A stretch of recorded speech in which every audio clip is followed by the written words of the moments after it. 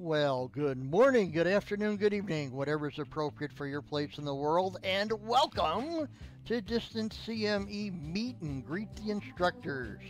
My name is Russ Russick. I'm originally from Chicago, spent a lot of years in Nebraska, currently back in Nebraska after 4 years in Texas. Started my EMS career as a medic in Vietnam, became an X-ray tech after that, worked mostly the adult cardiac cath lab, did do 5 years at a children's hospital, became a paramedic in 1981, did 20 years as a volunteer firefighter paramedic, taught for several university college-based EMS programs, also did organ donors for 5 years, and worked a riverboat casino. So that kind of takes care of the who, what, when, where, but we didn't do the why.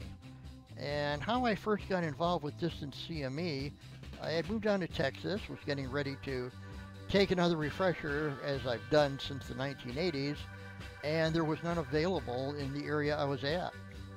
Closest refresher was in Houston, 50 miles away, take a week of vacation, sit in a classroom Monday through Friday, 8 hours at a pop, and play 3 times as much as I did in Nebraska.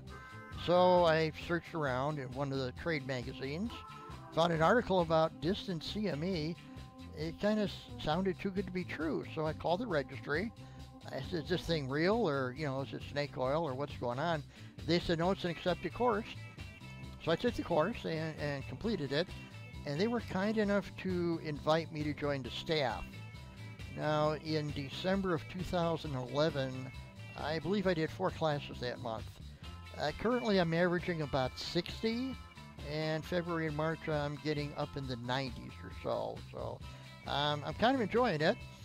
Besides the fact that you can take the class anywhere, anytime. Obviously, you can see I can take the classroom with me. I tried doing this presentation out of my back deck, but there's just a little too much traffic noise in the background. So I came into where I normally do the teaching, have my headset on, so I look like a typical instructor. But the way I got into instructing is, again, I have all these different professions. I was a X-ray tech from 1970 to 2012, registered in that. I was a certified procurement transplant coordinator from 2005 to 2010.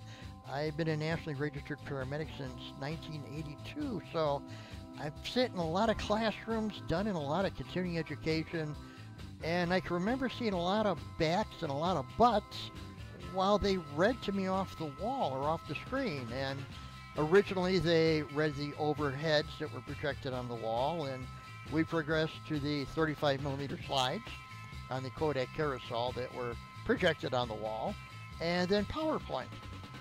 And sitting in the classroom in that seat, I said, there's got to be a better way to do this.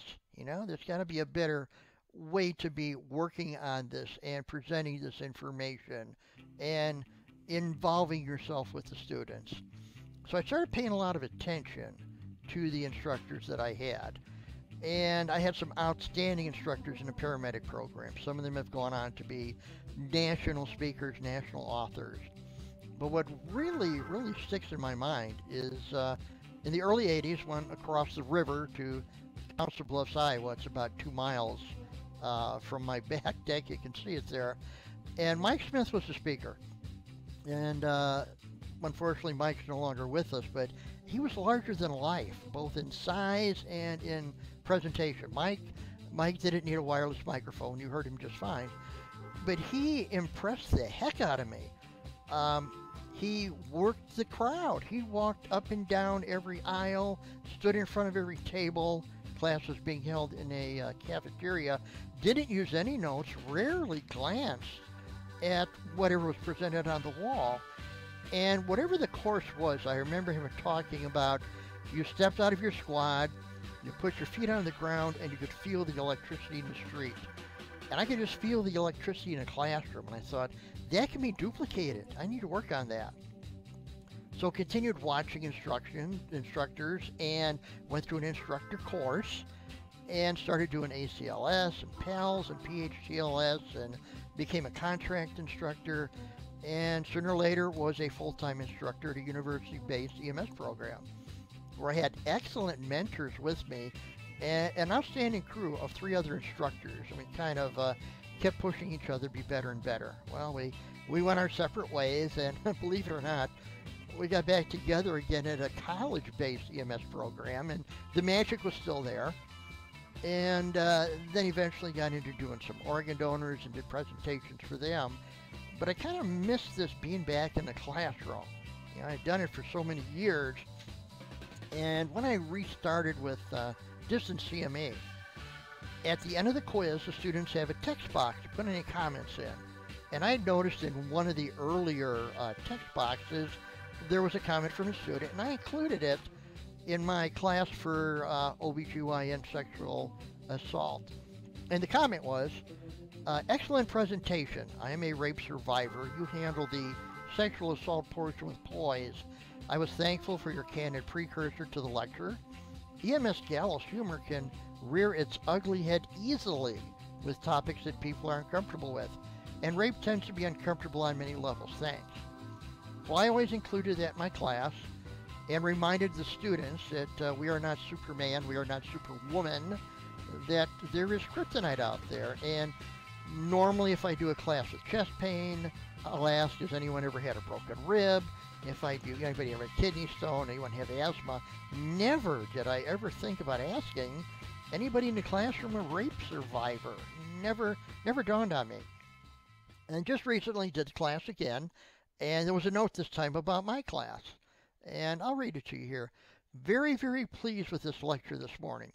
Russ shared with us a comment from a previous student, unidentified of course, that I would like to echo.